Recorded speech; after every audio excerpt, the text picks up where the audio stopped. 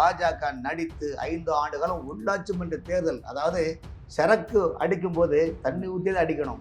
ஆனால் எடப்பாடி பழனிசாமி 4 ஆண்டுகள் ஆட்சியில் சரக்கே வாங்கி ராவோடு ராவாக அடித்தவர்கள் தான் அதிமுகவினர், அந்த கட்சிக்காரங்க. காரணம் என்றால் பாஜகவிடம் நிறைய நிதிகளை வாங்கி உள்ளாட்சி மன்ற தேர்தலில் வைக்காம மழை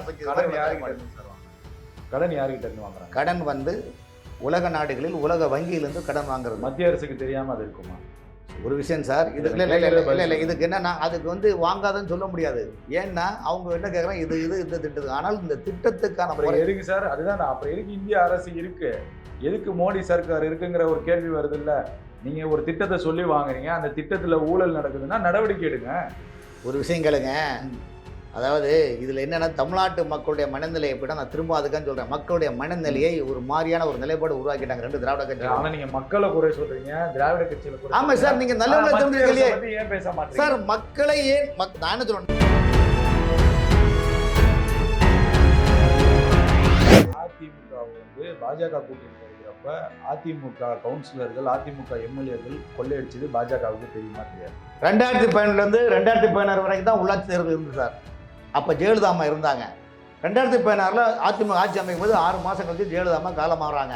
2016 2021 மே மாதம் வரைக்கும் உள்ளாட்சித்துறை அமைச்சர் வந்து வேலுமணி தேர்தலை வைக்கவில்லை. ஏன் தேர்தல் வைக்கவில்லை என்றால், திமுக நீதிமன்றத்தில் தொடர்ந்த பிறகுதான் ஊரக வளர்ச்சித்துறை மட்டும் தேர்தல் வச்சாங்க. காரணம் என்றால், தேர்தல் வைத்து உள்ளாட்சி தலைவர் ஜெயித்தால் கமிஷன், கலெக்ஷன், கரெக்ஷன் எல்லாருக்கும் பங்கு பெறணும்னு சொல்லிட்டு வந்து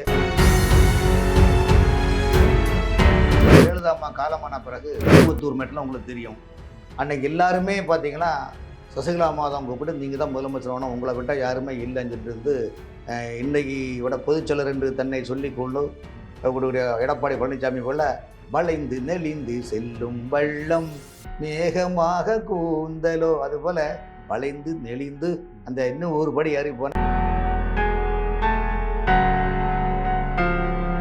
வாய்ஸ் ஆஃப் தமிழன் நேயர்களுக்கு அன்பு வணக்கங்கள். பத்திரிகையாளர் VS ராமன் நம்மளுடன் இணைஞ்சிருக்கார். சார் வணக்கம். வணக்கம் சார். தமிழக அரசியல்ல நிறைய விஷயங்கள் வந்து தொடர்ந்து நடந்துட்டு தான் இருக்கு. நிறைய புதுமையான விஷயங்கள்லாம் நடந்துட்டு இருக்கு. சில தலைவர்கள் வந்து புதுமையான விஷயங்களை வந்து கரண்ட்ல மக்களை வைப்ல வைக்கணும்னு சொல்லிட்டு நிறைய பரபரப்பான விஷயங்கள்லாம் சொல்றாங்க. அந்த வகையில வந்து நம்ம இன்னைக்கு அதிமுகவை பத்தி தான் பேச போறோம். அதிமுகவுடைய பழைய பொதுச் செயலாளரும் இப்போ இருக்கக்கூடிய அதிமுக அபிமானியுமான VK சசிகலா வந்து சமீபத்தில் ஒரு பேட்டி கொடுத்துருந்தாங்க. அதில் அம்மாவுடைய ஆட்சி வரும், ஆனால் எப்படி வரும்லாம் நீங்கள் கேட்கக்கூடாதுங்கிற மாதிரிலாம் ஒரு மறைமுகமாக ஒரு ட்விஸ்ட் ஒன்று வைக்கிறாங்க. இப்போ சசிகலாவுடைய நிலைப்பாடு எப்படி இருக்கும் சார் வர தேர்தலில்? அதாவது நீங்கள் கேட்குற கொஸ்டின் பார்த்தீங்களா, நடிகை ராதிகாவும் விஜயகாந்த் அவர்களும் ஒரு பழைய பாட்டு உண்டு, என்னன்னா ஏத்தம் ஐயா ஏத்தம் மனசு ரொம்ப ஏக்கம் ஐயா ஏக்கம். அது மாதிரி உங்களுடைய மனதில் வந்து அதிமுகவுடைய கட்டமைப்பை வந்து மக்கள் மத்தியில் வெளிச்சம் போடணும் உள்ள மனநிலை நீங்கள் இருக்கிறீங்க. அதிமுக பொறுத்தவரையிலும் கட்சிக்கு வந்து ஃபவுண்டர் என்பதில் பார்த்தீங்கன்னா உண்மையாகவே பார்த்தீங்கன்னா சசிகலா மட்டும்தான் அதில் வர முடியும்.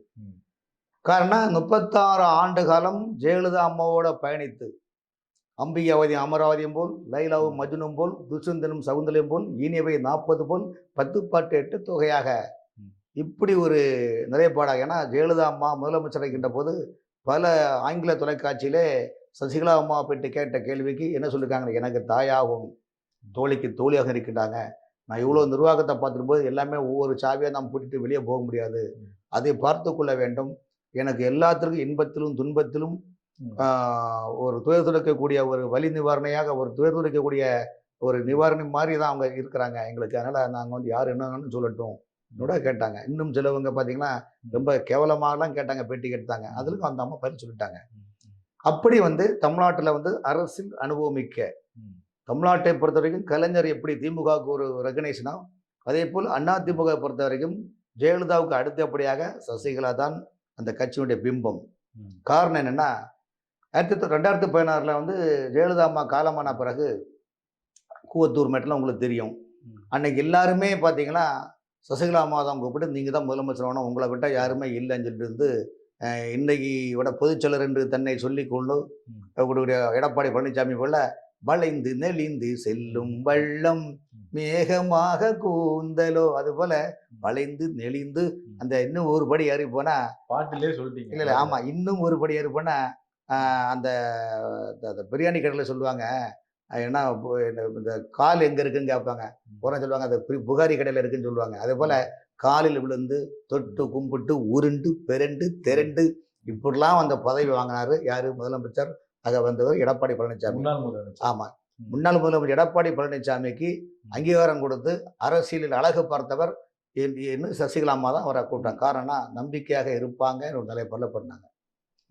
அத்தகைய சூழ்நிலையில அந்த அம்மா காலத்தின் சூழ்நிலையால் சட்டத்தின் சில இதனால வந்து அவங்க வந்து ஜெயிலுக்கு சிறைக்கு போறாங்க.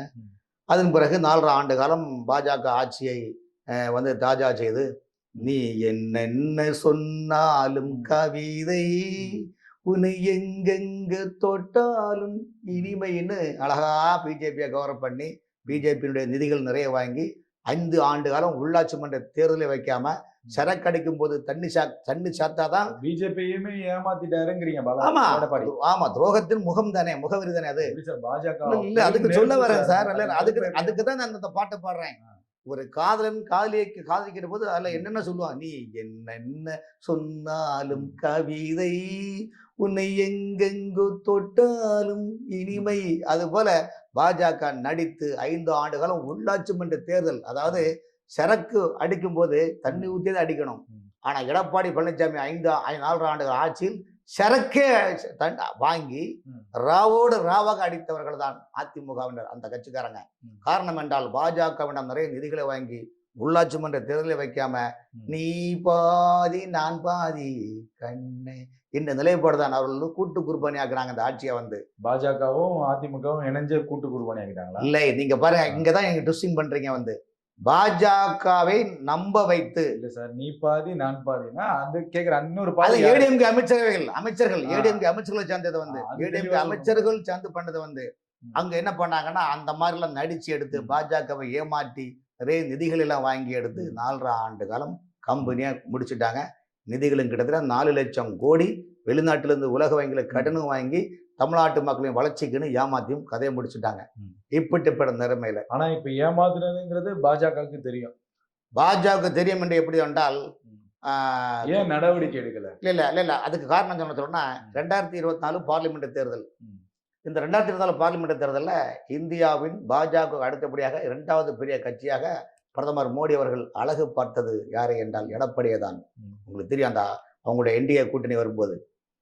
ஆனால் அதன் பிறகு இதில் என்னன்னா இந்த விஷயத்தை பொறுத்த வரைக்கும் திமுகவும் அதிமுகவும் ஒரு அன்பை போட்டாங்க. என்னன்னா எந்த காரணம் கொண்டும் தமிழ்நாட்டை பொறுத்தவரையும் திராவிட கட்சிகள் ஒரு முறை நீங்க வாருங்க இன்னொரு முறை நான் வரேன் நமக்கு 2 பேரும் சண்டை போடுவோம். ஆனால் தேசிய கட்சிக்கு இங்க ஸ்ட்ரென்த் கொடுக்காதீங்க என்று திமுக அறிவாலயம் கொடுத்த அசைன்மெண்டில் ஏன் அவர் எடப்பாடி சிக்கினாருன்னா 4.5 ஆண்டு காலம் செய்த ஊழலை வைத்துதான் திமுக அங்கு ஆட்சிக்கு வந்தது. எடப்பாடி ஆட்சியுடைய நிர்வாக சீர்கேட்டால் தான் மக்களிடையே பிரச்சாரத்தை மேற்கொண்டு மக்களுக்கு பொய்யான தேர்தல் வாக்குறுதியும் கொடுத்து அதன் மூலம் திமுக ஆட்சி அமைச்சது. இந்த ஆட்சியில என்ன ஒப்பந்தம் பண்ணா உங்க மேல எந்த ஊழல் நடவடிக்கை நான் எடுக்க மாட்டேன். எடப்பாடி மேல எடப்பாடி ஆட்சி மீது 4.5 ஆண்டு காலம் திமுக தரப்பு சொல்றாங்க. ஆமா எடப்பாடி அமைச்சர் நடந்த ஊழல்கள் மீதோ நிர்வாகத்தின் மீதோ நீங்க என்ன பண்ணிட்டாலும் நாங்க அதை பற்றி கண்டிடாம இருப்போம். நம்ம ரெண்டுக்குள்ள என்ன ஒப்பந்தம்னா தேசிய கட்சியை உள்ள விடாதீங்க, நீங்க பிஜேபி ஸ்ட்ரென்த் கொடுக்காதீங்க. மத்திய அரசு எப்படி சார் அமைதியா இருக்கும் சார்? ஒரு விஷயம் சார் சாதாரணமா பூட்டு காணா போனாலே சிபிஐ என்ஐ எல்லாம் வராங்க சார். இவ்வளவு ஊழல் பண்ணிருக்கு சார். எடப்பாடி மேல இருங்க, எடப்பாடி மேல நடவடிக்கை எடுக்க மோடிக்கு பயமா? ஒரு தமிழ்ல அப்படி கூட நம்ம தலைப்பு மார்கழி மாசம் அடுத்து தை மாசம் தை பிறந்தால் வழி பிறக்கும் தங்கமே தங்கம்னு பாட்டு இருக்கா இல்லையா? ஆகவே எல்லாத்துக்கும் ஒரு அளவுகோல் இருக்குது. அந்த நேரம் காலங்கள் சூழ்நிலைகள் எல்லாம் பார்க்க வேண்டிய சூழ்நிலை இருக்குது. எடப்பாடி அமைச்சரவை செய்த ஊழலை மறைப்பதற்காக திமுகவுடன் அதிமுக அன்கோப்பட்டு விட்டன. அங்கு உள்ள திமுக நடவடிக்கை எடுக்கலன்னா ஏன் மத்திய அரசு நடவடிக்கை எடுக்க முழு உரிமை இருக்கு. மத்திய அரசு நடவடிக்கை மத்திய அரசுடைய நிதி தானே எடப்பாடி அனுபவிச்சது. ஓகே சார், அப்படி என்றால் அதை வந்து யாரு இப்ப கரண்ட்ல இருக்கிற மாநில அரசு நோட்டு போட்டு புக்லெட் போட்டு கவர்மெண்ட் கொடுக்க வேண்டும். அதுதான் திமுக பண்ணல விடுங்க. ஏன் பாஜக பண்ணல? அதிமுக மேலையும் எடப்பாடி மேலையும் எடப்பாடி சுற்றி இருந்த அமைச்சர்கள் மேல ஏன் நடவடிக்கை எடுக்கல? அதாவது எப்பவுமே நீங்க வந்து எதுக்கு நீங்க கேட்குறீங்க எல்லாமே புரியுது. இதுதான் வெளிச்சம் போட்டு காட்ட முடியாது. அதாவது இல்ல சார், உண்மையை சொன்னாதானே மக்களுக்கும் தெரியும். சார் சரி உண்மைக்கு இன்னொரு விஷயம் சொல்றேன். ம். ஆ, இப்ப பழைய நீங்க சொல்லிட்டீங்க, இல்ல, இல்ல, திமுகவும் இல்ல, அதிமுகவும் இல்ல, இல்ல, இல்ல, கூட்டணி இல்ல, உண்மைக்கு சொல்லிட்டீங்க. தமிழ்நாட்டு மக்களுடைய மனநிலை எப்படி இருக்குன்னா, ம். அதுதான் உங்கள்ட்ட சொல்லணும். ம். ஏ கருணாநிதினு ஒரு பழைய காமெடி நடிகர் இருந்தார் தெரியுமா? ம். ஏ கருணாநிதி ஒருத்தர் இருந்தாரு. ம். நாகேஷ் இருந்தாரு. இந்த நாகேஷும் ஏ கருணாநிதியும் ஒரு பழைய காலத்து படத்துல நாகேஷ் என்ன பண்ணுவாருன்னா, இந்த ஏ கருணாநிதி மரத்தடியில ஜோசியரா இருப்பாரு. ம். ம். இப்போ நாகேஷ் வந்து சரி நம்ம கஷ்டப்படுறோம். ம். என்னதான் சரி கை ஜோசியம் பார்ப்போம்னு சொல்லி ஜோசியம் பார்ப்பாரு. கைய பார்த்துட்டு அந்த கருணாநிதி சொல்லுவாரு, ம். 40 வயசு வரைக்கும் நீ நாயா அலைஞ்சி ம். பேயா திரிஞ்சி ம். எவ்வளோ அல்லல் படுறியே. ஆமையா ஆமையா எப்படியா கண்டுபிடிச்சான்னு கை சொல்லுது, ம். கை ரேகை சொல்லுதுன்னு சொல்லுவாரு. அதனால ம். இனி நீ இப்படிதான் அலையணும். ம். இதை நீ அலையணும்னா இதே நீ உள் வாங்கி தான் வாழ்க்கையை நடத்தணும்னு இப்ப இது கருணாநிதி யாரு, நாகேஷ் யாரு? இல்லை இதுக்கு சொல்றேன். தமிழ்நாட்டில் உள்ள மக்களை ம். திராவிட கட்சி 2 கட்சியுமே விலைகளை ஏற்றுவார்கள். எல்லா விலையிலும் சொல்லுவாங்க மக்களை எப்படி வேண்டுமெனும் வில்லாக வளைத்துக் கொள்ளலாம் என்று அந்த வளைக்கத்திற்கு தகுந்த மாதிரி மக்களுடைய மனநிலையை தமிழ்நாட்டில் திராவிட கட்சிகள் ஆக்கிவிட்டது. ம். ஸோ ஆகவே இந்த நிலைமையில வந்து பாத்தீங்கன்னா மத்திய அரசு எதுவும் பண்ணலங்கிறீங்க. மத்திய அரசு ஒரு விஷயங்களை சார், ஆகும். பெட்ரோல் விலை ஏறி இருக்கு, சிலிண்டர் விலை ஏறி இருக்கு, இன்னும் பழைய வாகனங்களுக்கு ஜிஎஸ்டி வரி எல்லாம் ஒப்புதல் கொடுத்திருக்காங்க. ம். ஆனா நீங்க மத்திய அரசு மட்டும் பேசாம இல்ல இருக்கறதுல இல்ல எனக்கு சார், ரொம்ப கஷ்டமா வளர்ச்சி இருக்கு. வேண்டும் வளர்ச்சி வேண்டும் எனக்கு ரொம்ப கஷ்டமா வளர்ச்சி இருக்கு. வேண்டும் வளர்ச்சி வேண்டும் சொல்றீங்க. வந்து டோல்கேட்ல போனா ஒரு 2 நிமிஷம் உங்களை நிக்க முடியாது. ம். எல்லாமே வேகமா இருக்க வேண்டும். அந்த மாதிரி இருக்கும்போது வளர்ச்சி வேண்டும் என்றால் நிதிகள் வேண்டும். இப்ப எப்படி நிதிகள் மக்கள் வேண்டும் என்றால் பணம் தமிழ்நாட்டு வேண்டும். மக்கள் இல்ல சார், இந்தியா மக்கள் என்ன பேசுறாங்கன்னா, மோடி அரசு வந்து வரியிலேயே ஆட்சி நடத்துறாங்களே தவிர எந்த முன்னேற்றமும் இல்லைங்கிறாங்க. சரி, மோடி அரசு வரியிலே ஆட்சி அமைக்கிறாங்க. தமிழ்நாட்டில் திமுக ஆட்சி வாயாலே வடை சுட்டு ஆட்சி அமைக்கிறாங்க. இதுக்கு நீங்க என்ன சொல்றீங்க சொல்லுங்க. தமிழ்நாட்டில் அவங்க இந்த தேனாரும் பாலாரும் ஓடுதாங்க. இந்திய அரசியலில் எந்த மாநில கட்சியுமே செய்யாத ஒரு அரசியல் அத்தனை பொருளை அதாவது எதுக்கு வேலையாற்றணும் எல்லாத்தையும் வேலையாற்றி இன்னைக்கு தமிழ்நாட்டு மக்களை சொல்லல்லா துயரத்தில் இன்னும் ஒரு சொல்ல போயினோம்னால் இலங்கையில் 2.25 கோடி மக்கள் தொகை. அந்த 2.25 கோடி மக்கள் தொகையில் 48 லட்சம் மக்கள் வெளிநாட்டில் இருக்கிறாங்க. 1.25 லட்சம் மக்களை 1,75 லட்சம் மக்களை வைத்துக் கொண்டு 16 லட்சம் கோடி கடனை வாங்கியது ராஜபக்சே அரசு. அந்த மக்கள் புரட்சி எப்படி வெடிச்சுன்னு உங்களுக்கு தெரியும். இதுக்கு நான் விளக்கம் சொல்லல. ஆனால் தமிழ்நாட்டில் இந்த ஆட்சி 3 ஆண்டுகளில் 3 லட்சம் கோடி கடன் வாங்கியிருக்குது. அதுக்கான விளக்கம் சொன்னாங்களா? 2012ஆம் ஆண்டு 1,15,000 கோடி கடன் வாங்குகின்ற போது ஜெயலலிதா அம்மையார் சிஎம் என்ன சொன்னாங்க தெரியுமா? இந்த திட்டம் இந்த கடன் எதுக்கு வாங்கினேன் என்றால் இதுக்கான திட்டம். ஆனால் திமுக வாங்கிய கடனும் எடப்பாடி வாங்கிய கடனும் என்னன்னா காட்டாத்துல மழை பெஞ்சது. கடன் யார்கிட்ட இருந்து சார் வாங்குறாங்க? கடன் யார்கிட்ட இருந்து வாங்குறாங்க? கடன் வந்து உலக நாடுகளில் உலக வங்கியிலிருந்து கடன் வாங்குறது. மத்திய அரசுக்கு தெரியாம அது இருக்குமா? ஒரு விஷயம் சார், இது இல்ல இதுக்கு என்னன்னா அதுக்கு வந்து வாங்காதன்னு சொல்ல முடியாது. ஏன்னா அவங்க என்ன கேட்கறாங்க, இது இந்த திட்டத்துக்கு. ஆனால் இந்த திட்டத்துக்கான அப்புறம் எதுக்கு சார்? அதுதான் அப்புறம் எதுக்கு இந்திய அரசு இருக்கு, எதுக்கு மோடி சர்க்கார் இருக்குங்கிற ஒரு கேள்வி வருது இல்ல. நீங்க ஒரு திட்டத்தை சொல்லி வாங்குறீங்க, அந்த திட்டத்துல ஊழல் நடக்குதுன்னா நடவடிக்கை எடுங்க. ஒரு விஷயம் கேளுங்க. அதாவது இதுல என்னன்னா தமிழ்நாட்டு மக்களுடைய மனநிலை எப்படின்னா, நான் திரும்ப அதுக்கான்னு சொல்றேன், மக்களுடைய மனநிலையை ஒரு மாதிரியான ஒரு நிலைப்பாடு உருவாக்கிட்டாங்க 2 திராவிட கட்சி. ஆனா நீங்க மக்களை குறை சொல்றீங்க, திராவிட கட்சியில குறை. ஆமா சார், நீங்க நல்ல ஏன் பேச மாட்டீங்க சார்? மக்களை ஏன் நான் என்ன சொல்றேன்னா, மக்கள் வந்து இந்த நாள் ஒரு 5 வருஷம் திமுக ஆட்சி, நீங்க விலையாத்திட்டு கஜானா காலி பண்ணி போயிருங்க. அடுத்த வருஷம் அதிமுக ஆட்சி வருது, அவங்க கடந்த ஆட்சியை விட 10 மடங்கு விலையாத்திட்டு கஜானா காலி பண்ணி போறீங்க. கடன் சுமை அதிகம், மாநில அரசு கடன்ல இருக்கின்றது. 8 லட்சம் கோடி தாண்டியாச்சு.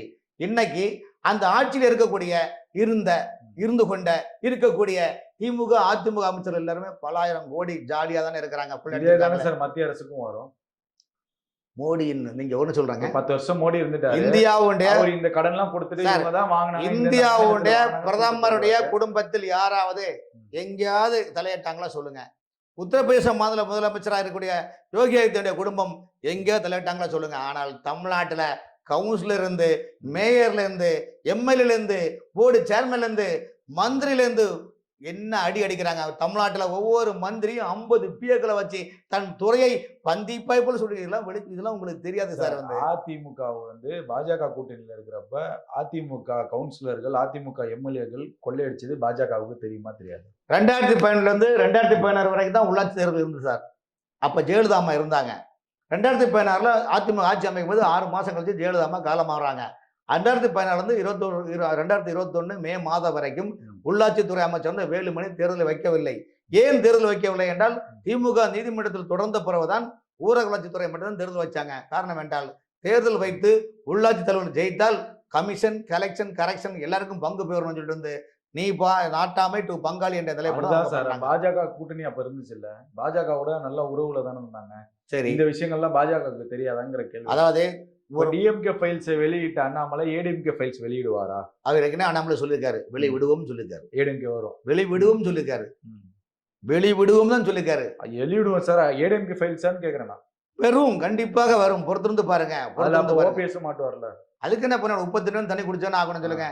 யாரும் உத்தமன்னு யார் என்ன நீங்க சொல்ற ஆள்லாம் உத்தமர் காந்தியா, இல்ல சத்யபான் சாவித்திரியா, இல்ல நாட்டு நட்டாரா, களை பறிச்சா, அல்லது மஞ்சள் அடித்து கொடுத்தார்களா? எல்லாம் ஊழல்வாதிகள். தமிழ்நாட்டில் 67 இன்று வரையிலும் இந்த நாட்டிற்கு அண்ணா, எம்ஜிஆர் இதெல்லாம் தாண்டும் போது கடந்த 25 வருஷமாக தமிழ்நாட்டினுடைய அரசியல் ஆட்சி செய்தவர்கள் ஊழல் குளியல், ஊழல் துவையல், இது ரேஞ்ச் தான் இங்க இருந்தாங்களே தவிர்த்து யாருக்கும் மக்களுக்கு தேனாரையும் கொடுக்கல, பாலாரையும் கொடுக்கல. ஆகவே அதிமுக பொறுத்தவரையும் 2025 பொது வட்டத்தில் நிச்சயமாக இந்த அதிமுக கண்டிப்பாக சசிகலா அம்மாவுடைய கையில் தான் போகும். அதில் எந்த மாற்றம் இல்லை.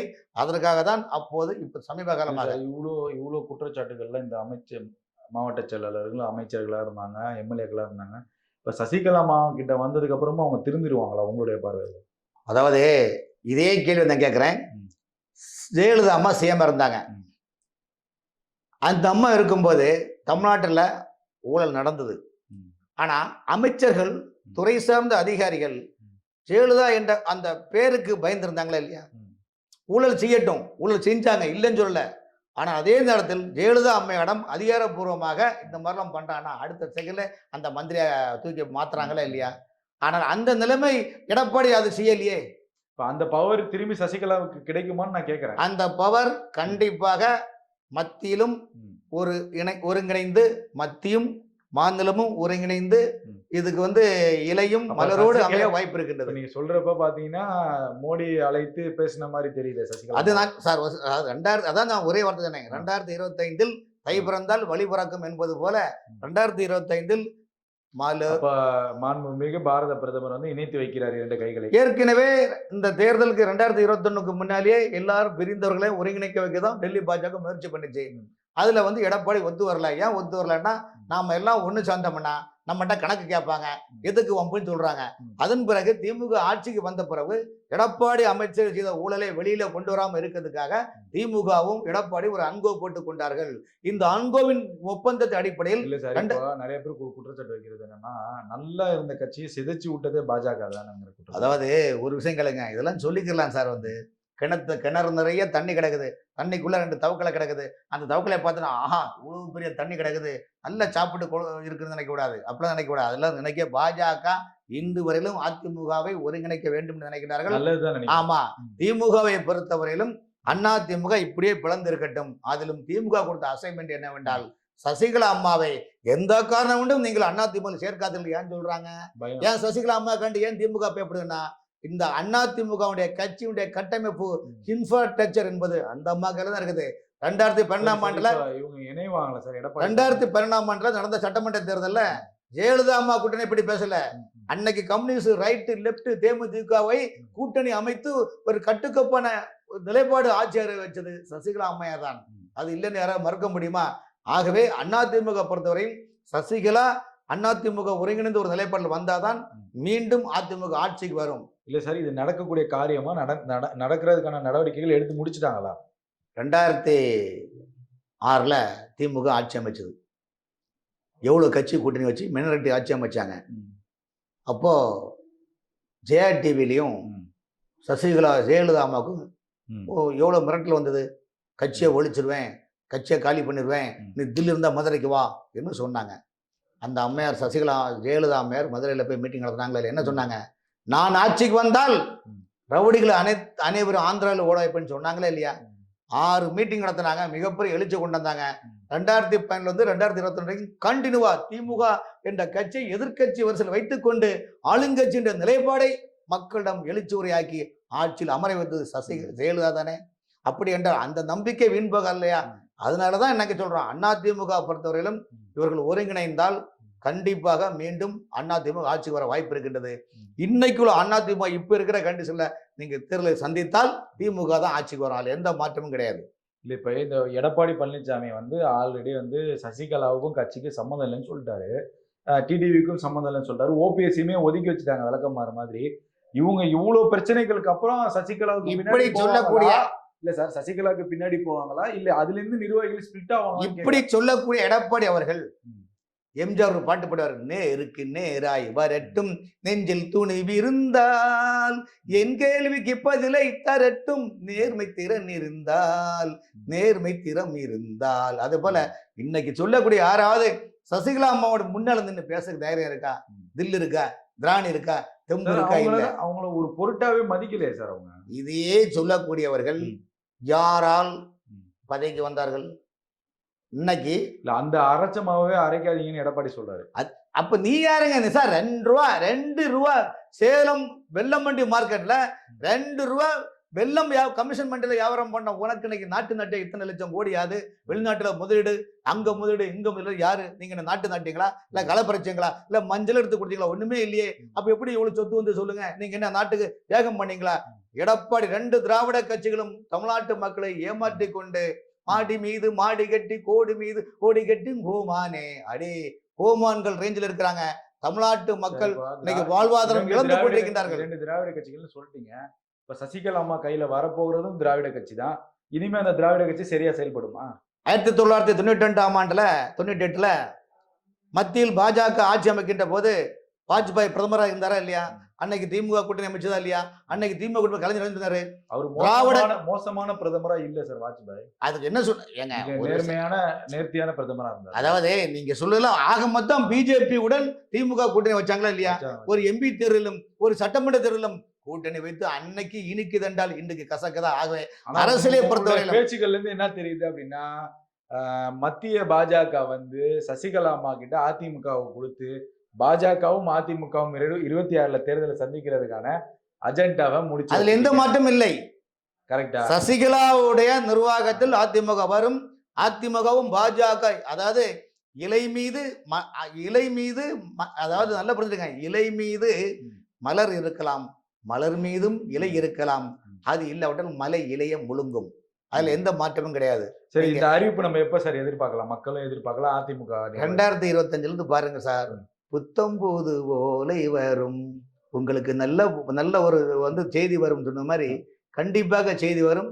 சசிகலா அம்மையார் என்ன நல்லா புரிஞ்சுடுங்க, அவங்களுடைய வேகம் என்பது நேற்று கூட அவங்க கிறிஸ்துமஸ் அந்த விழாவிலே அவங்க என்ன சொன்னாங்க பார்த்தீங்களா? நான் வந்து ஒவ்வொரு கருத்துக்களும் திமுக அரசுகிட்ட சொல்றேன். மக்கள் விரோத ஆட்சி நீங்க நடத்துறீங்க, தமிழ்நாடு முழுவதும் கொலை நகரமா ஆகின்றது, எங்கு பார்த்தாலும் கொலை கொள்ளை அநியாயங்கள் நடக்கின்றது, நீங்க என்ன நினைச்சீங்க? ஆட்சி நடத்துறீங்களா இல்லையா? இந்த மாதிரிலாம் பண்றீங்கன்னு தட்டி கேட்கிறான். 2வது, என்னுடைய பேச்சு நீங்க கேட்கலாம், ஆனால் கேட்காது போல் செவிடங்காதில் சங்குவது போல் கண் இருந்தும் குருடனாய் செவியிருந்தும் செவிடனாய் வாயிருந்தும் ஊமையாய் நீங்க இதெல்லாம் கடந்து போகலாம் நினைக்காதீங்க. நான் 36 ஆண்டுகள் அரசியல் அனுபவம் மிக்கவர்கள், மக்களுக்காக நன்மை செய்யுங்கள் என்று சொன்னாரா இல்லையா? கேரளாவில் உள்ள மருத்துவ கழிவுலாம் கொண்டு வச்சதுக்கே சொன்னாங்களா இல்லையா? ஆனா நீங்க இந்த மாதிரி கருத்துக்களை சொல்றீங்க. ஆனா விஜய் வேற கட்சி ஆரம்பிச்சிட்டாரு, தமிழக வெற்றி கழகம்னு சொல்லிட்டு. இப்ப விஜயும் எடப்பாடி தலைமையிலும் அதிமுக தலைமையில வெற்றி கழகம் நீரதா ஒரு கருத்து, அது ஒரு பரபரப்பா இருக்கே, அது எப்படி பாக்குறது? விஜய் அவர்கள் வருகை அதையுமே நீ ஒரு பாட்டா கூட சொல்லி. இல்ல விஜய் அவருடைய வருகை என்னன்னா, தமிழ்நாட்டை பொறுத்தவரையிலும் விஜயகாந்த் வருகைக்கும் விஜய் வருகைக்கும் ரொம்ப டிஃபரன்ஸ் இருக்குது. விஜயகாந்த் வருகையின் போது கலைஞர் இருந்தார், ஜெயலலிதா அம்மையார் இருந்தார். 2 பெரும் திராவிட கட்சி மிகப்பெரிய மலைகளை மீறி அவர்கள் கட்சி நடத்தினாங்க. ஆனா அந்த நேரத்தில் 2010 வர எதிர்கட்சி தலைவர்கள் ஜெயலலிதா அம்மையார் தான். அதுபோல அந்த கட்சி இன்னைக்கு என்ன நிலைமைன்னு உங்களுக்கு தெரியும். ஆனால் விஜய் அவர்கள் வருகை வந்து 2 திராவிட கட்சியுடைய முன்னணி தலைவர்கள் இங்க இல்லை. ஆனா அதற்கு மேலேயும் ஒரு தலைவர் இருக்காரு இங்க இருக்க. நீங்க ஏன் சார் நீங்க வந்து நீங்க என்ன நினைக்கிறீங்கன்னா அந்த மாதிரி ஒரு விமர்சனத்தை வைக்கிறீங்க சார்? ஒரு விஷயம் சார், அமித்ஷாங்கிற ஒரு தலைவர் விஜய்க்கு பின்னால் இயங்குவது போல ஒரு கருத்து வருது, விமர்சனம் வருது. நீங்க சொல்றது எப்படின்னா, கற்பனை என்றாலும் கற்சிலை என்றாலும் கற்பனை மரவேல் மரல சொல்றீங்க சார். இப்போ உங்களை போன்ற பத்திரிகையாளர் இதை கற்பனைம்பீங்க, இதே விஜய் வந்து பாஜகவோட இணைந்து 2026 தேர்தல் சந்திச்சா சூழ்நிலைம்பீங்க சார். விஜயனுடைய வருகையினால்தான் திமுக பயந்து போய் விடுதலை சிறுத்தையிலிருந்து ஆதவர்ஜனா வெளியில் ஏற்றுங்கள், நாம் கூட்டணியாக இருந்து கொள்ளலாம் என்று நாடகம் நடத்திய திமுக. ஏன் என்றால் விஜயின் வருகையினால்தான் ஆதவர்ஜனாவை திமுக நிர்பந்தம் கொடுத்து விசிகே வெளியேற்று மறுக்க முடியுமா? இல்லைன்னு சொல்ல முடியுமா? சொல்லுங்க. இப்ப 26ல அதிமுக பாஜக வெற்றி கழகம் இணைவாங்க சார். இதெல்லாம் நாங்க இப்ப சொல்ல முடியாது. வாய்ப்புகள் ஏதாவது இல்ல சார், நான் ஜோசியக்காரன் கிடையாது சார். வந்து அதுக்காக தான் நான் கலைஞரை மென்ஷன் பண்ணி காட்டுறேன். அரசியலில் சார் ஒரு பத்திரிகையாளருக்கு அடிப்படையில நீங்க உங்களோட அரசியலில் திரும்ப சொல்ல சார், அரசியலில் நிரந்தர நண்பனும் இல்லை, நிரந்தர பகவனும் இல்லை. தேர்தல் நெருங்க நெருங்க நெருங்க என்ன நிலைப்படுத்த விஜயனுடைய கொள்கை நல்லா இருக்கு அப்படின்னா, நான் என்னுடைய நிலை மாற மாட்டேன், கூட்டணியில் நாங்கள் பங்கு கொடுப்போம் என்று சொல்றாங்க. அப்ப கூட்டணியில் பங்கு கொடுக்கின்ற போது கொள்கை தலைவரா பெரியார்ல எடுத்திருக்காங்க, அம்பேத்கர்ல ஏத்துட்டாங்க சார். ஒரு விஷயம் சார், நிலவை பார்த்து வானம் சொன்னது என்னை தொடாது சார். இந்த இரண்டு இடைப்பாடுகளும் பாஜகவுக்கு ஒரு பொருட்டா இருக்காதா? தமிழ்நாட்டை பொறுத்தவரையும் பெரியாரும் அம்பேத்கர், தமிழ்நாட்டை பொறுத்தவரையும் கும்மிடி பூண்டி தாண்டி தெரியாத தலைவர்கள் எல்லாம் உலக தலைவர்கள் சொல்லக்கூடிய தமிழ்நாட்டுல இல்ல பாஜக பெரியார் சொல்றது தப்பு இல்லையே. ஒருவேளை பாஜகவில் விஜய் இணையறாரு அப்படின்னா இந்த கொள்கை தலைவர்களுக்கான பிரச்சனைகள் எதுவும் இருக்காது சார். திரும்ப ஏன் சொல்றேன்னா, அமித்ஷா வந்து அம்பேத்கரை இழிவுபடுத்தினார்னு ஒரு விஷயம் வைரல் ஆச்சு. ஏங்க தப்பா இருக்கு? தப்பா அதாவது இந்த விவகாரத்தில் அம்பேத்கர் இப்படி பேசினாங்கன்னு சொல்றது அமித்ஷா பேசணும் என்பது ஊடகம் தான் உயிரை பேனாக்கி பேனை பெருமாளாக்கி தவிர்த்து அம்பேத்கரை பற்றி ஒருபோதும் மத்தியிலுள்ள பாஜக அரசான் அம்பேத்கருக்கு மணிமகுடம் சூட்டி மிகப்பெரிய மண்டபங்களும் அமைத்து அழகுபடுத்தது பாஜக அரசு. காங்கிரஸ் ஆட்சி அப்படி அல்ல சார். இப்போ நீங்கள் இந்த மாதிரி சொல்கிறீங்க விஜய் வந்து, ஆனால் விஜயோட கொள்கை இப்படி இருக்குது, ஆனால் கொள்கையை நீங்கள் எதிர்க்கிறீங்க. எதிர்க்கக்கூடிய ஒரு பாஜக கட்சி எப்படி அவரை இணைத்துக் கொள்வார்கள் கேட்குறேன். அப்போ அரசியல் சுயலாபத்துக்காக நீங்கள் விஜயை ஏற்றுக்குவீங்க, அரசியலில் சுயலாபம் இல்லைன்னா விஜயை விரட்டி அடிப்பீங்க. இதுதான் நிலைப்பாடு. சரி, நீங்கள் இதே கேள்வி நான் உங்கள்கிட்ட கேட்குறேன். பத்திரிகையாளராக இதே கேள்வி நினைக்கிறேன்.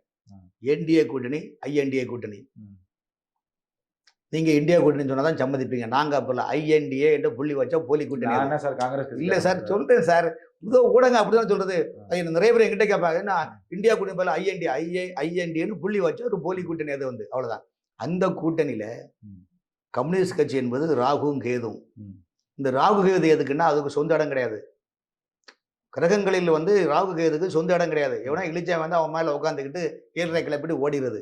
இப்படி கொள்கையும் இல்லாமல் கோட்பாடும் இல்லாமல் ஆலந்தே பாருங்கள், போலந்தே பாருங்கள், பின்லாந்தே பாருங்கள், நெதர்லாந்தே பாருங்கள், அங்கெல்லாம் மீண்டது கம்யூனிசம். இந்தியாவுக்கு ஒரிஜினல் ஏமாத்தி பண்ணக்கூடிய கம்யூனிஸ்ட் கட்சியும் காங்கிரஸ் கூட்டணி இருக்குது. இதே கம்யூனிஸ்ட் கட்சி தமிழ்நாட்டுல கூட்டணி. இதே கம்யூனிஸ்ட் கேரளால ஏன் தனித்தனியா பிரிஞ்சு நிற்குது? அது மாநிலத்துல வலுவான எப்படி சார்? அது ஓகே, மாநிலத்துல ஆளுங்கட்சியா கம்யூனிஸ்ட் கட்சி இருக்கு. சரி, இப்ப நீங்க என்ன சொல்ல வரீங்க? கொள்கையில முரண்பாடு கொள்கையும் கிடையாது. சரி, திரிணாமுல் காங்கிரஸ் கட்சியில இருந்து பிரிஞ்சு போன திரிணாமுல் காங்கிரஸ் மேற்கு வங்கம், அந்த திரிணாமுல் காங்கிரசும் கொள்கை கூட்டணி உண்டா இல்லையா?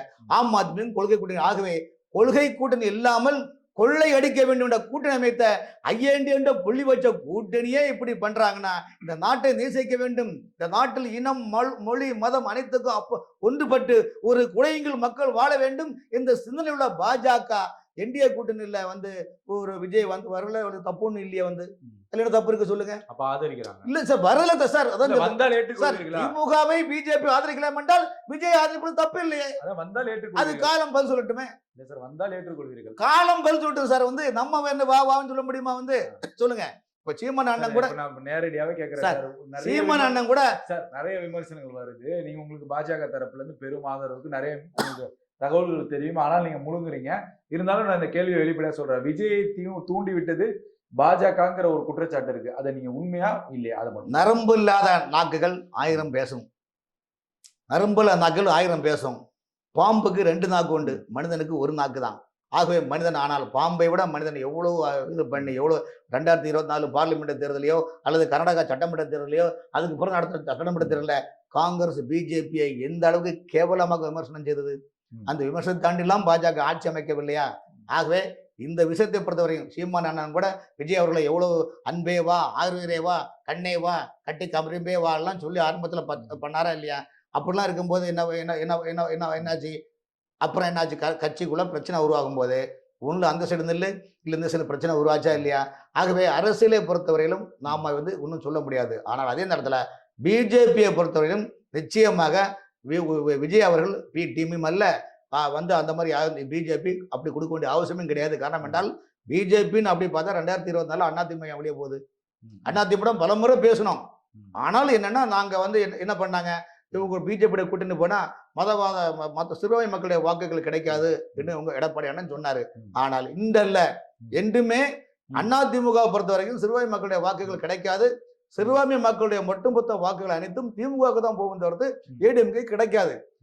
அந்த அடிப்படையில் பார்க்கும்போது 2026 சட்டமன்ற தேர்தலில் விஜய் அவர்களும் அதிமுகவும் ஒருங்கிணைந்த அதிமுகவும் பாஜகவும் கூட்டணி அமைத்து தேர்தல் நின்றால் கண்டிப்பாக இந்த கூட்டணி அதிமுக விஜய் பாஜக கூட்டணி வெற்றி பெறும். ஆனால் அதற்கு அதிமுக ஒத்து வர வேண்டும், விஜய் அவருடைய அமைப்புகள் ஒத்து வர வேண்டும். காரணம் என்றால் விஜய் அவருடைய கட்சிக்கு வருவதற்கு சில பெரிய பெரிய விஐபிகளும் வெயிட்டிங் லிஸ்ட்ல இருக்கிறாங்க. அப்படியா? ஆமா, திமுகவே விஜயனுடைய வருகையால் திமுக ஆடி போயிருக்கு சார். வந்து ஏன் பயப்படுறீங்க? விஐபில ஏதாவது ஒரு குழு கொடுங்க. அதெல்லாம் சொல்ல மாட்டாங்க சார். வந்து அதெல்லாம் சொல்ல மாட்டாங்க சார். விஜயனுடைய வருகையால் திமுக கதிகலங்கி இருக்குது சார். ஒருவேளை இப்ப நீங்க சொன்னோம்னா எனக்கு ஒரு டவுட் வருது.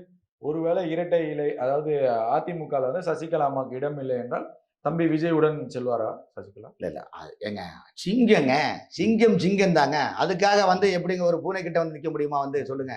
ஆகவே சிங்கம் என்பது சசிகலா அம்மையார் அவர்கள் ஒருங்கிணைந்த அதிமுக. ஒரு விஷயங்க, ஒன்று அதிமுக பொதுச்செயலாளர் அவர் சசிகலா.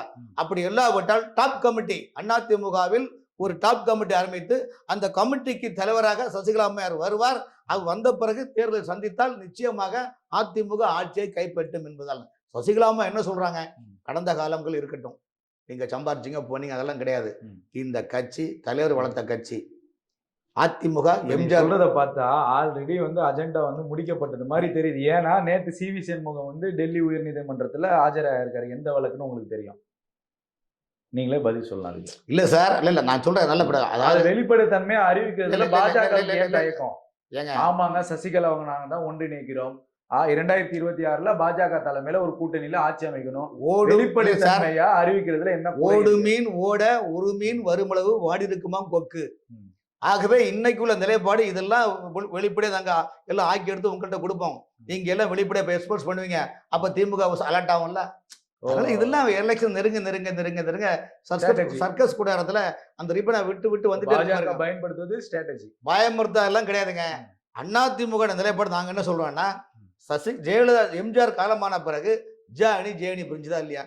அப்ப பிரியும் போது என்ன பண்ணாங்கன்னா, ஈரோடு முத்துசாமி போன்ற தலைவர்கள்லாம் சேர்ந்து என்ன பண்ணாங்கன்னா, அன்னைக்குள்ள ராகவன் என்ன பண்ண சொன்னாங்கன்னா, அங்க பாருங்க இந்த கட்சி ஒருங்கிணைக்கட்டும்னு சொல்லும்போது எம்என் நடராஜன் அவர்லாம் வந்து அதெல்லாம் பேசி எடுத்து ஜானகி அம்மையார் என்ன சொன்னாங்க தெரியுமா, தலைவர் வளர்த்த கட்சி, இந்த கட்சியை உடையக்கூடாது, என்னுடைய அணியும் உங்க அணியும் சேர்ந்து பதவியை போட்டு போஸ்ட் போட்டு பிக்கப் பண்ணி போயிட்டே இருக்குன்னு சொன்னாரு. அதே போல சசிகலா அம்மையார் நினைப்பது, இந்த கட்சி திமுகவை எதிர்த்து ஆரம்பிச்ச கட்சி, இந்த கட்சி எம்ஜிஆர் வளர்த்த கட்சி, இந்த கட்சி ஜெயலலிதா அம்மா வளர்த்த கட்சி. ஆகவே இந்த கட்சி பிரிய நான் விடமாட்டேன், பிரிந்து போக விடமாட்டேன். ஆகவே 2026 ஆண்டு அதிமுக ஆட்சி அமைப்பதில் எந்த மாற்றம் இல்லை என்று சொல்லுகின்றார். ஆனால் ஜெயக்குமார் இருக்கார்ல, முன்னாள் அமைச்சர் ஜெயக்குமார், அவர் என்ன சொல்றாரு அப்படின்னா, ஏன்னா இப்ப நீங்க அதிமுக வந்து சசிகலாவுக்கு வந்துருங்கிற மாதிரி சொல்றீங்க. ஆனா அந்த அடிப்படையில இவர்கள் கொடுக்கும் பேட்டிகளை பார்த்தா நிறைய முரண்பாடுகள் இருக்காரு. இப்ப ஜெயக்குமார் என்ன சொல்றாருன்னா, எந்த நிலையிலும் எம்ஜிஆருடன் மோடியை நான் ஒப்பிட மாட்டேங்கிறாரு. இதுக்கு என்ன பதில்? இப்ப ஏற்பட்ட மாவட்ட செயலாளர்களை எப்படி சசிகலா சமாளிக்க போறார்? ஒரு விஷயம் சார், திமுக ஆளுங்கட்சியில் இருக்குது. ஒவ்வொரு மடத்திலும் 10 கோஷ்டி திமுக இருக்குது. இல்லைங்கிறீங்களா? அவங்க எப்படி இந்த கட்சியை ரன் பண்றீங்க? ஆளுங்கட்சின்ற பேஸ்மெண்ட்ல அவங்க வண்டி ஓடிட்டு இருக்கு சார். அதனால எப்பவுமே ஒரு மனிதனுக்கு மூக்குண்டா தும்மல் இருக்குதான் செய்யும். ஒரு மனிதனுக்கு பிரச்சனை என்று இல்லாவிட்டால் கோயிலுக்கு இது அர்ச்சனை சொல்லுங்க. ஆகவே இதெல்லாம் சசிகலா அம்மா இதெல்லாம் பார்த்து வந்து பெரிய கடல் சார். இதெல்லாம் இதெல்லாம் அவங்க எப்படி போனா என்ன பண்ணணும். ஆகவே ஒருங்கிணைந்த அதிமுக உருவாகும். அந்த அதிமுக உருவாகும் போது இலையும் மலரும் ஒருங்கிணையும் என்பதில் எந்த மாற்றமும் இல்லை. இதுவே 2025 அப்படின்னா எடப்பாடி அதுல பயணிப்பாரா? இல்ல எடப்பாடியும் பயணிப்பார். எல்லாரும் வருவார்கள். எல்லோரும் வருவார்கள். ஒருங்கிணைந்து அதிமுகவா செயல்படும். இப்ப டிடிவியுடைய அம்மா மக்கள் முன்னேற்ற கழகம் அது கலைச்சு கொண்டது வாய்ப்பு இருக்குது. அதுல டிடிவி அம்மா மக்கள் முன்னேற்ற கழகம் பாஜகவுடைய கூட்டணியில அங்கம் வகிக்கும். அவங்களுக்கு ஒரு சொல்லிட்டாரு, பாஜக தான் எனக்கு அப்படின்ட்டு. ஆமா, அது சார் ஒரு விஷயம் சார், அவங்களுக்கு ஒரு விஷயம், தமிழ்நாட்டை பொறுத்த மட்டும் இந்தியாவில் 2036 வரைக்கும் தேசிய அரசியலில் ஆட்சி அமைக்கக்கூடியது பாஜக தான். காங்கிரஸை 2014 மக்கள் கை கழுவி விட்டார்கள் தேசிய காங்கிரஸை. ஆகவே இனிமேல் இங்க காங்கிரஸுக்கு இல்ல, ராகுல் காந்தி இல்ல, 1000 காந்தி வந்தாலும் இங்க ஒன்றும் இந்தியாவில் உள்ள மக்களுடைய மனநிலையை மாறிவிட்டது. மக்களுடைய மனநிலையை மாறி சொல்றோம். அதனாலதான் இன்னைக்கு பிரதமர் ஒவ்வொரு ஊருக்கும் போறாருல, வெளிநாட்டுல செல்கின்ற போது எவ்வளவு மரியாதை பாருங்க. 41 ஆண்டுகளுக்கு பிறகு பாரத பிரதமர் குவைத் செல்கின்றார். ராமாயணத்தை அரபு மொழியில் மொழிபெயர்த்து கொடுத்தார். அபுதாபியில் இந்து மத கோயிலை கட்டியுள்ளார் என்றால் ஒரு இஸ்லாம் மார்க்கம் என்று சொல்லக்கூடிய நாடுகளிலே இந்த நாட்டுடைய கலாச்சாரம், இந்த நாட்டின் பண்பாடு ஏற்றுக்கொண்டார். பிரதமருடைய நடவடிக்கை செயல்தான் காரணம். அந்த நாட்டுல வந்து இங்க இருக்கிற மாதிரி மசூதிகள் எல்லாம் இடிக்க மாட்டாங்கல்ல சார், அங்க கோவில் எல்லாம் இடிக்க மாட்டாங்க சார். இதுக்கு மேல் இது அந்த மாதிரி கலாச்சாரம் சார். இதே சொல்றீங்களே, இவ்வளவு தூரம் நீங்க கேட்கறீங்களே, இவ்வளவு தூரம் கேட்ட நீங்க ஒரு ஆங்கர் ஒரு செகண்டாவது இந்த பங்களாதேஷ்ல சிறுபான்மை மக்களை அடிக்கிறாங்களேன்னு வார்த்தை கேட்டீங்களா? நான் பல தொலைக்காட்சியில பேசியிருக்கிறேன். இங்கு மட்டும் சிறுபான்மை சொல்லக்கூடிய நீங்கள் ஏன் பங்களாதேஷ்ல அந்த சிறுபான்மை மக்களை அடிக்கின்றார்களே? சிறுபான்மை மக்கள் வழிபடும் கோயிலுடைய அடிச்சு உடைச்சி அந்த கால்நடைகளை அடிச்சு உடையாங்களே, யாராவது கேட்டாங்களா? காங்கிரஸ் கேட்டதா? இல்ல திமுக அங்க வைக்கிற கூட்டணி கேட்டாங்களே? பங்களாதேஷ்ல நடக்கக்கூடியது வன்முறை. என்ன மாதிரி வன்முறை? முன்னாள் ஷேக் ஹசீனாவுடைய அரசு அங்க கவிழ்க்கப்பட்டது. மாணவர்களுக்கு எதிராக அங்க பெரிய சதி நடக்குது. உங்களுக்கு தெரியும், உங்களுக்கு தெரியாத நான் இன்னும் விளக்கம். அதுக்குள்ள போனா நிறைய சார் வந்து இப்ப அங்க ஆட்சி அதிகார கட்டில வந்து நிலையான ஆட்சி வங்களாதேஷ்ல இல்ல சார். ராணுவ ஆட்சி அமல்படுத்துறாங்க. பங்களாதேஷ் யார் தலைமையில ஆட்சி நடக்குது உங்களுக்கு நல்லா பங்களாதேஷோட கதைகளை சொல்ல போனால் சமநிலையான நிலையில அங்க கொண்டு முடியாதுங்க. அங்க இப்போதைக்கு நிலைமையில் ஒழுங்கான இலங்கையில் உள்ள ஜனநாயகம் போல கொண்டு முடியாது. இலங்கை பங்களாதேஷுடைய நிலவரம் அந்த தற்காலிக பிரதமராக எப்படி ஏத்துக்க முடியும்? அங்க நடக்கக்கூடிய சம்பவங்களை எப்படி ஒரு விபத்து போலதான் நம்ம ஏத்துக்க முடியும்? ஒரு விஷயங்களுக்கு சார், அதையும் இந்தியாவையும் நீங்கள் ஒப்பிட்டு எப்படி பேச முடியும் சார்? ஒரு சிறுபான்மை பாதிக்கப்படும்போது கேட்கல தப்பு இல்ல வந்து சொல்லுங்க. இவ்வளவு மூர்க்கத்தனமா அடிக்கிறதா, இவ்வளவு மூர்க்கத்தனமா பண்றதா, தாக்குறதா சொல்லுங்க.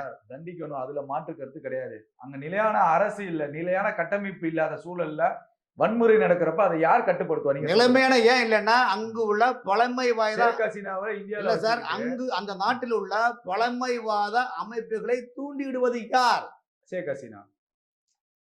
அப்படி ஏங்க நீங்க அதாவது ஒருத்தரை வந்து இங்க வந்து கிளிஜோசியம் கூட பார்த்து டக்குன்னு அப்படி சொல்லக்கூடாது சார். வந்து சார், பங்களாதேஷருடைய முதன்மை செய்தி ஊடகங்கள்லயும் இப்ப ராணுவ கட்டமைப்புல இருக்கக்கூடிய தகவலே அதே ஷேக் ஹசீனா என்ன சொல்றாங்க? என்னுடைய நாட்டில் இருக்கக்கூடிய மார்டின் தீவை அமெரிக்கா கேட்குது. 99 இயர்ஸாக அக்ரிமெண்ட் கேட்குது. ராணுவ தளவாடத்தை போடுறதுக்கு கேட்குது. நான் கொடுக்கவில்லை. நான் கொடுத்திருந்தா அந்த நல்லவன் ஆயிருப்பேன்னு சொல்றாங்க. ஆனால் ஏன் கேட்குறாங்க? அமெரிக்கா ஏன் கேட்குது? மார்டின் என்ற தீவு வந்து அந்த தீவு வந்து பங்களாதேஷுடைய பொருளாதாரத்தையும் சுற்றுலாத்துறை என்ற மையம். அந்த மையத்தில் அமெரிக்கா வந்து ராணுவ தளத்தை அமைத்தால் முதல் ஆபத்து இந்தியாவுக்கு தான்.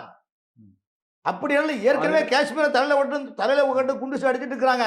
அப்ப சைனாவுக்கு கடன் கொடுத்து, சைனா இலங்கையில கடன் வாங்கினால அங்கிருந்து சைனாக்காரன் போட்டேன்னா அங்க பிரச்சனை. இப்படி இந்தியாவுக்கு சுத்தி மாறி மாறி வரணும் வந்து அடிச்சுட்டு போனா மக்களுடைய வாழ்வாதார நிலைமை என்னவாக என்பதுதான் நிலைப்பாடு சார் வந்து. ஆகவே பங்களாதேஷுடைய இது வந்து பழமை கட்டமைப்பு அமைச்சிட்டோம் நம்ம. அது உங்களுக்கு நல்லா தெரியும். நம்ம எந்த நாட்டையும் கொண்டு அஞ்சப்பட வேண்டிய அவசியம் இல்லை. நான் என்ன சொல்ல வரேன், இன்னைக்கு வங்காளதேசத்துல இந்துக்கள் மேல பாதிப்பு வருதுன்னா அதுக்கு முழு காரணம் ஷேக் ஹசீனா. ஷேக் ஹசீனாவை நீங்க இந்தியாவில ஒழித்து வைத்து விட்டு என்ன செய்வீங்க? சரி சார், ஒரு விஷயம் சார், உலக நாடுகள் வரலாறு புரட்டி பாருங்க. இஸ்ரேல் நாடு உலக நாடுகளை யூதர்களை அடிச்சு கொண்டு குவிச்சாங்க. எல்லா மக்களும் அந்த யூதர்கள்லாம் உலக நாடு ஃபுல்லா போய் அந்த நாட்டுக்காரெல்லாம் பிடிச்சு கொண்டுட்டு இருந்தான். இந்தியா மட்டும்தான் அந்த யூதர்களை தாயுள்ளத்தோடு அரவணைத்த வரலாறு மட்டுமல்ல.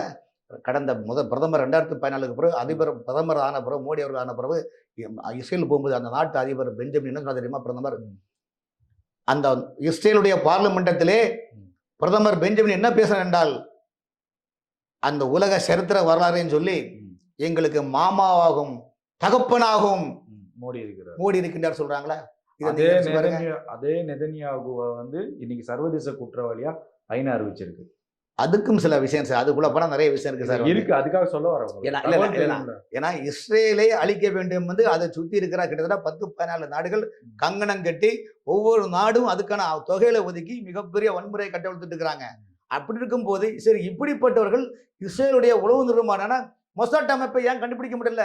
எல்லா நாடுகளும் மொசாட் உள்ளன, ஏன் கண்டுபிடிக்க முடியல? அதே சொன்னீங்க. அதே சிறுபான்மை மக்கள் இஸ்ரேலால் தாக்கப்பட்ட போது இந்தியாவில இருந்து என்ன கண்டனம்? ரைட், அன்னைக்கு ஆதரவு கொடுத்தோம். ஆனால் அந்த காசா நேரத்துல மருத்துவமனையில் குழந்தைகளை தாக்கப்படும் போது இந்தியா என்ன பண்ணுச்சு, இதெல்லாம் பண்ணக்கூடாது, போர் அஜெண்டாவை நீங்கள் மீறாதீர்கள், போர் வீரில் வந்து அதில் அந்த நேரம் அரபனர் குழந்தைகள் ஆஸ்பத்திரிகள்லாம் பண்ணக்கூடாதுன்னு நிறைய கர்ப்பிணி பெண்களும் தாக்கக்கூடாதுன்னு இருக்குது. இதெல்லாம் அவங்க அந்த மீறிட்டாங்க, வரலாறுல இருக்குது. மோடியுடைய அரசு ஒரு பாராட்டத்தக்க ஒரு விஷயம் செஞ்சாங்க அப்படின்னா, நெதன்யாகுவுக்கு எதிராக சர்வதேச குற்றவாளின்னு அறிவிக்கிறப்ப இந்தியா ஆதரவு கொடுத்துச்சு. சார் ஒரு விஷயம் சார், அதாவது உங்களுக்கு நம்ம பாராட்டணும் இல்ல, சார். நீங்க பாராட்டுறீங்க உண்மைதான். இதே குற்றவாளியை வந்து உலக நாடுகள் இல்ல, அது ஓகே, இந்தியாவும் எதிர்ப்பு, நமக்கு ஒரு இந்தியா பெருமை அது. உண்மைதான். அதுல மாறுபட்ட கருத்து கிடையாது. பங்களாதேஷ்ல இன்னைக்கு சிறுபான்மை மக்கள் பாதிக்கப்படுறதுல இந்தியாவில் உள்ள சிறுபான்மை அமைப்புகளான கட்சிகள் ஒரு அறிக்கை கூட கொடுக்கலையே. திமுக இதை பற்றி வாயே திறக்கலையே. இருக்கு சார், அறிக்கை இருக்கு. சொல்லிக்கலாம் சார். எந்த இஸ்லாமிய இயக்கங்களும் எந்த இஸ்லாமிய அமைப்பு வந்து கண்டனத்தை தெரிவிச்சது முழுமையான விசாரணை வேண்டும் சொன்ன பதிவை வந்து நான் உங்கள்கிட்ட சரிங்க. இது ஒரு விஷயம் சார், உலகத்திலே இந்தியாவில் மட்டும்தான் இங்கு உள்ள எல்லா மக்களும் ஒரு சகோதரத்துவமாக பயணிக்கிறோம். அதுக்கு உதாரணம் நம்முடைய அப்துல் கலாம் அவர்கள் காலமானாங்க. யாராவது சொல்லி கொடுத்தாங்களா? எல்லாரும் ஒரு குடைங்களும் மோட்ச தீபம் ஏற்றணும். ஆனால் எங்களுக்கு என்ன வருத்தம் என்றால், இலங்கை நடப்பது இனக்கலவரம், பங்களாதேஷ் நடப்பது மத கலவரம். ஆனால் பங்களாதேஷ் விவகாரத்தில் ஏன் இந்தியாவில் உள்ள சிறுபான்மை அமைப்புகள் ஏன் மௌனமாக இருக்கின்றது? இந்தியாவில் உள்ள காங்கிரஸ் கட்சி எதிர்கட்சி ஏன் மௌனமாக இருக்கின்றது? ஆனால் பொருள் கொடுத்த 2 தலைவர் தான். மேற்கு வங்கத்தில் முதலமைச்சர் நாங்கள் தெரியுமா? திரிபுரா, பீகார், பங்களாதேஷ் எல்லாம், மேற்கு வங்காளெல்லாம் இங்க வந்து பங்காளி மொழி பேசுறவங்க இருக்கிறாங்க, எங்களுக்கு சொந்தம்னு பங்களாதேஷில் உள்ள நாட்டில் உள்ள பழமையான அமைப்புகள் பேசுறது. நாங்கள் வந்து லாலிபாப்னு சாப்பிட்டு இருக்கலன்னு சொன்னாங்க. பகுஜன் சமாஜ் தலைவர், தேசிய தலைவரான மாயாவதி கூட அதை கண்டிச்சாங்க. ஆனால் அவர்கள் இருக்கிற கண்டனம், எதிர்முனையான சிறப்பான கருத்துடைய தலைவர்களே இந்த நாட்டுக்கு ஆதரவாக பேசுகின்ற போது, இந்த நாட்டின் காங்கிரஸ் கட்சியோ, இந்த நாட்டில் அங்கி வைக்கக்கூடிய, தமிழ்நாட்டை ஆண்டு கொண்டு இருக்கக்கூடிய திமுக அதை போயிட்டு ஒரு வார்த்தை கூட திறக்க இல்லையே. அதுதான் எங்களுக்கு வருத்தம். சரி, ஓகே சார். இப்போ நம்ம 26ல் வந்து தமிழக அரசியல்ல மாற்றம் வருவதற்கான வாய்ப்புகள் கண்டிப்பா மாற்றம் இருக்குது. அது எந்த புறத்திலிருந்து வரும்? அதிமுக ஒருங்கிணைந்து செயல்பட வேண்டும். நம்பர் 1 அதிமுக ஒருங்கிணைந்து செயல்பட வேண்டும். அதற்கு திமுகவை வீழ்த்த வேண்டும். காட்டு தர்பாரான திமுக ஆட்சி, ஊழல் ஆட்சியை வீழ்த்த வேண்டும். இப்படிப்பட்ட மனநிலை உள்ளவர்கள் ஒருங்கிணைந்து ஒரு அணியில் நின்று தேர்தலை சந்தித்தால் திமுகவை வீழ்த்த முடியும். சார், இப்போ ஒரு வி.கே. சசிகலா தலைமையில் அதிமுக ஒன்றிணைந்து ஒரு வியூகமாக கூட ஒன்றிணைந்து அப்படி எதிர்த்து திமுக அதிமுக ஒரு பாஜகவுடைய அதிமுக கூட்டணி வச்சு தேர்தலை சந்திக்கிறப்போ அதிமுக வெற்றி பெறுவதற்கான வாய்ப்புகள் இருக்கு. அதுதானே நீங்க? கண்டிப்பா இருக்கு. அப்போ விஜயோட நிலைமை என்னவாக இருக்கும்? ஒரு கேள்விக்குறி. இல்ல, ஒரு விஷயம் சார், இதெல்லாம் இன்னும் டைம் இருக்குது. கிட்டத்தட்ட 1.25 வருஷம் டைம் இருக்குது. அதாவது தேர்தலுக்கான இன்னைக்கு உத்திகளை வந்து பத்திரிகையாளரா ஒரு உண்மைதான். எனக்கு தெரிந்து நீங்க சொல்ல போனீங்கன்னா என்ன நிலைப்பாடு எடுக்கணும் அந்த டைம்ல? இல்ல, அந்த நிலைப்பாடுல வந்து விஜயும் இந்த முறை கண்டிப்பா கூட்டணியில் இருப்பார். திமுக போக மாட்டார். அது அவர் திமுகவுக்கு அவர் போக மாட்டார். ஏன்னா அவருடைய ஸ்டாண்டிங் என்னன்னா, இன்னைக்கு ஆளுங்கட்சியை எதிர்த்தாதான் அரசியல் ஒரு பயணம் பண்ண முடியும். அந்த அடிப்படையில் பார்க்கும்போது விஜயையும் சாதாரணமாக எடை போட்டு விடக்கூடாது. விஜய் வருகை திமுகவுக்கு மிகப்பெரிய பின்னடைவு உள்ளது. திமுகவுடைய உளவுத்துறையை சொல்லுகின்றது.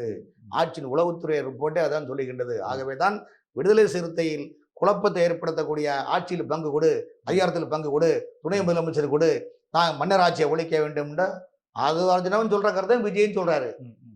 அப்ப எதற்கு விடுதலை சிறுத்தையில் தான் நல்லதான் அந்த ஆதவர்ஜனுடைய ஆப்ரேட்டிங் மெட்டர்ல திமுகவுக்கு மிகப்பெரிய ஒரு பங்கு உண்டு. ஆனா அதே நேரத்தில் இப்ப கடந்த 2 நாளாக விடுதலை சிறுத்தையும் எனக்கு 25 சீட்டு கொடு அதுல இருக்கக்கூடிய ஒரு நிர்வாகி சொல்லி உள்ளுக்குள்ள ஒரு உருமல் இருக்குது சார். விசிகவில் 2026 சட்டமன்றத்தில் ஒரு உருமல். சரி, திமுகவுடைய வெளியே வருது அப்படின்னா அவங்க இணையது அடுத்து அதிமுகவோட தானே இருக்கும். அதிமுக போக வாய்ப்பு இருக்குது. அப்ப பாஜக கூட்டணியில எப்படி விசிக பயணி? அப்படிப்பட்ட ஒரு நிலைப்பாடு வராது. அப்படி வர்றதுக்கு வாய்ப்பு இல்லை. அப்படி போட்ட சூழ்நிலைகள் அப்படின்னு வரக்கூடிய சூழ்நிலை வந்தால் கண்டிப்பாக பாஜக விஜயுடைய கூட்டணிக்குடைய நிலைப்பாடு இருக்குது. ஆமா, இல்ல எந்த மாற்றம் கிடையாது.